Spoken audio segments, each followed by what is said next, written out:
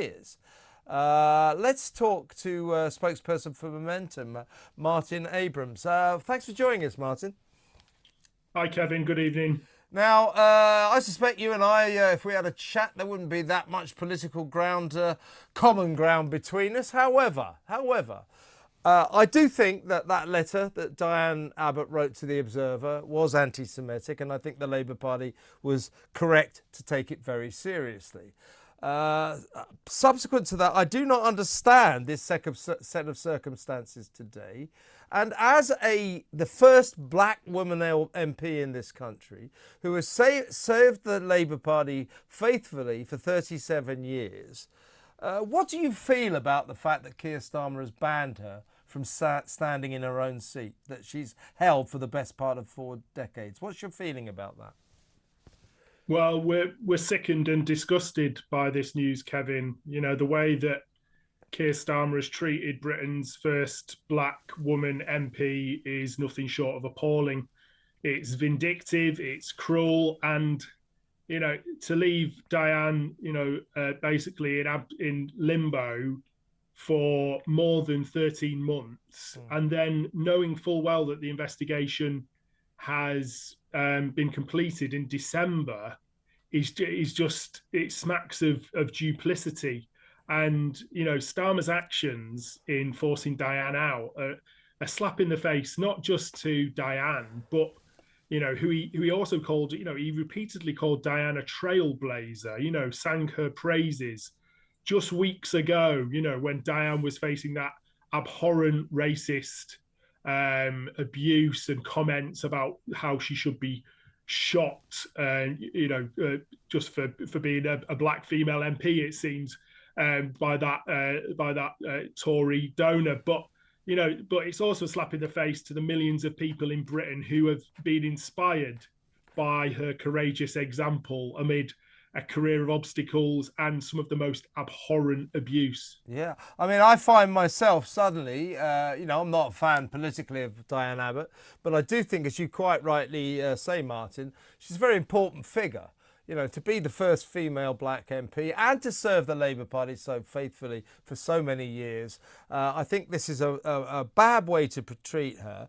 And also, I'm confused about what the hell is going on today. Earlier today, they restored the whip to her. So she's back in the Parliamentary Labour Party after being suspended now for 6 months, the best part of thereof. But can't stand in Hackney North. So I think this is Starmer trying to appease people like you. So, oh, look, I've given her back the whip. You know, I'm a great guy. I've done the right thing by her. But by banning her from standing, he doesn't get out of Dodge that easily, does he?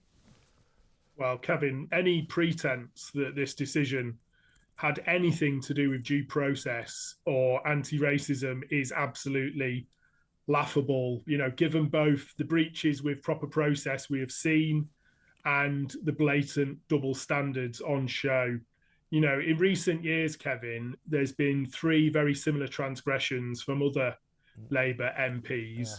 Yeah. 2 of them got away without any sort of suspension or investigation and just a slap on the wrist following an apology. And one of them, following a suspension, was welcomed back into the party and is the candidate for their constituency. Just so happens that all these 3 Labour MPs are white men. Yeah. So it really is double standards. It makes a mockery of the disciplinary process. Keir Starmer insisted when he was standing for election as a Labour Party leader that there would be no more top-down impositions of candidates and that it would be left for the members of the local Labour Party to decide who those candidates will be. That is one of the worst lies that Keir Starmer has told. I mean, in fact, it's not the worst lie. It's one of many lies that Keir Starmer again. See what I mean, man? Over recent years, and it's ended up with now, the first black female MP who has smashed through more glass ceilings than Keir Starmer has had hot dinners, being blocked from standing in her constituency when she's a very popular local MP, very popular constituency MP. She's a very popular MP amongst her local membership. she almost certainly would have been reselected to stand should she have been allowed. But Keir Starmer has inexplicably blocked her in the middle of a general election campaign.